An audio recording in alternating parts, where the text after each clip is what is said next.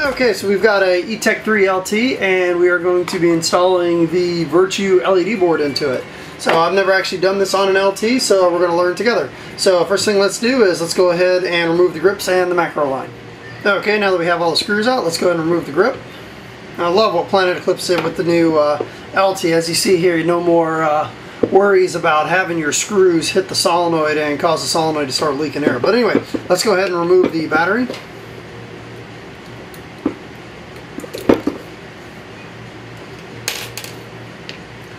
Okay, and it looks like what we'll do now is we'll push the board out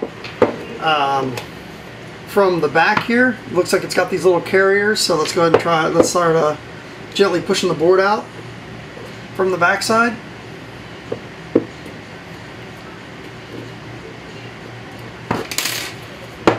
Okay, and as you can see, the board is starting to slide out. So we'll just gently pull it, and you don't want to pull on this too hard, as always.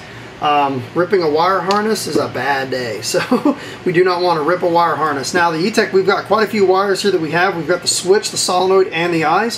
So what we're going to do is just carefully disconnect these.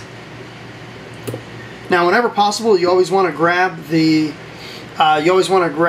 wires by the connector, not by the wires. So sometimes it can be a little bit of a pain in the neck to do it that way, but it's definitely the correct way to do it.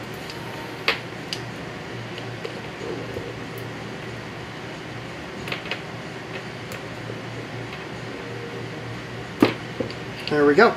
And now we have the board completely removed. And now let's go ahead and start unpackaging the Virtue Etek 2 board.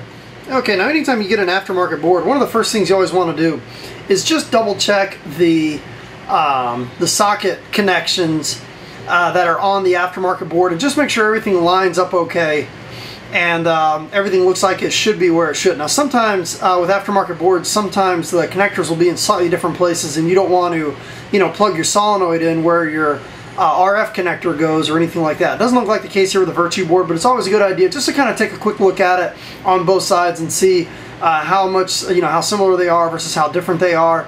And this way it can help you as you're going through and installing it, maybe stop any problems before they happen. Now what we're doing is we're just removing the carriers here, these little rubber grommets that hold the board in place. There we go. Okay, now what we're going to do is let's go ahead and plug in the solenoid. And then now we'll plug in the eye wires. There we go. And we will also plug in the trigger switch. There we go. Now what we're going to do is carefully, and we always want to feel the back of this here. Sometimes they've got bumpers here or some sort of membrane pad or something like that. You want to make sure everything is pressed nice and firm up against the body of the marker, especially like with dye guns and stuff like that. You've got those the membrane pads. So you always just kind of want to run your finger down the back here and make sure everything feels as it should. So now what we're going to do is just carefully slide it into place. Okay.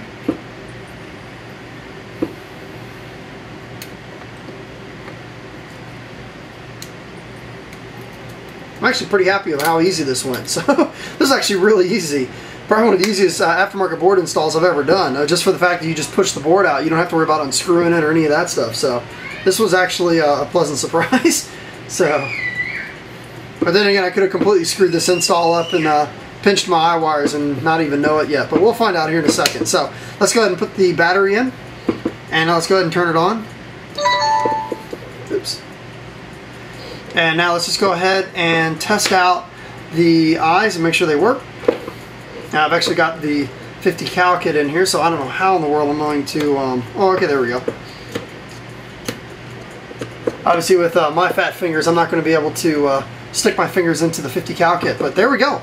So very, very easy install, and nothing there's really too much wrong with the stock Etek board, but definitely the Virtue board is going to give you much more control over your marker than the stock Etek board is going to give you. You know, definitely a bunch of different modes you can play around with and stuff like that. Pretty good investment, especially for the Etek LT.